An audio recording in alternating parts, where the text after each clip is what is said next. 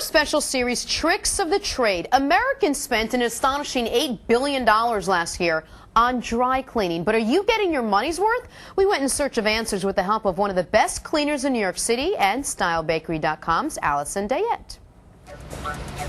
It's that annoying little errand we have to do every week, head to the dry cleaners. Well, I'm going to show you what happens from start to finish, or as I say, from dirty to clean.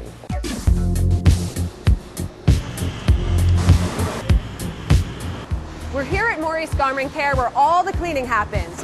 Dry cleaning has moved beyond the mom and pop shops where you drop off your clothes and it's cleaned in the back. It's consolidated, it's more efficient, and there's better technology. We're here to show it all off at the laboratory. See, the whole problem with dry cleaning is that we all believe that this is actually possible. They're cleaning our clothes, but they're not getting anything wet. I'm here with clothes doctor, stain scientist, Wayne Edelman. Wayne, define dry cleaning. Probably one of the greatest misnomers. There's really nothing dry about it. People are under the misconception that they go through a box with rays and they stay on a hanger. They get wet. We wash clothes, but instead of using water, we're using a solvent.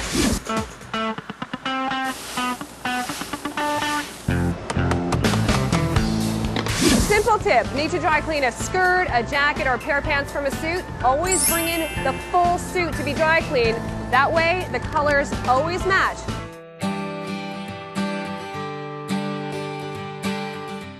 When it comes to stains, the most common are red wine, coffee, mustard, and ketchup.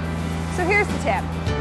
Avoid the club soda, it really doesn't work. Blot if you have to, but get to a dry cleaner as fast as you can so the stain doesn't set.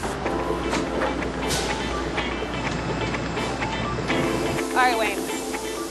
Why does my gender have to pay more money for this whole process? You don't. A woman's man-tailored blouse that will fit on this equipment is processed the same way a men's shirt is.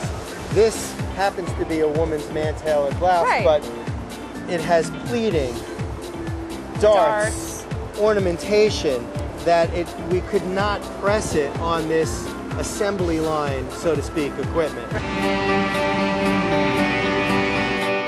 We've all seen the labels, dry clean and dry clean only, but don't necessarily think you have to rush off to the dry cleaners with all your cashmere and wool knits. You can actually hand wash, or if you've got the right wash machine, put it in the wool or gentle knit cycle. When you pull it out, lie it flat. Here's the other tip. Take a measurement of the sweater when you buy it, and that way when you pull it out and lie it flat, you can actually kind of scrunch it back to its original size and make sure it's still form-fitting to your body. And Allison Dayette is with us this morning. Allison, thank you for being here. Well, I have a whole new appreciation for dry cleaning now after seeing that. But of everything you talked about, I think the thing I was most outraged about, we pay more than men do, and a lot more. And we do. And I have tried to slip it in with friends' clothing at times because they think, oh, my shirt's so basic. But the truth of the matter is, women's bodies are obviously and thankfully shaped differently than men. There are pleats and darts and different seaming and different details, and they don't fit on those machines.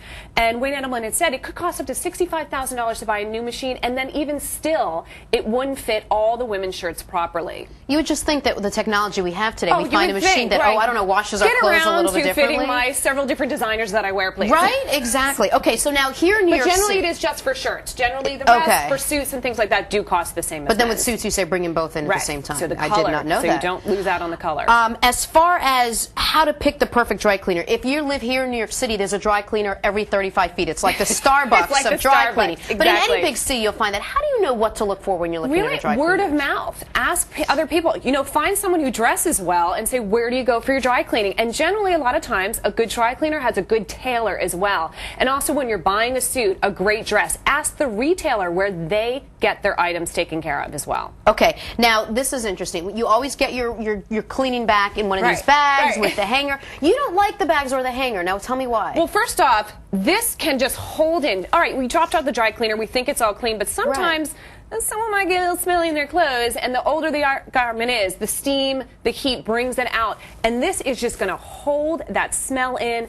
Any little bit of residue is going to hold it in. It's going to break down the fiber of the clothing the longer it's in. The only time, take it off immediately. The only time plastic is good is if you're going to the dry cleaner and then immediately going on vacation.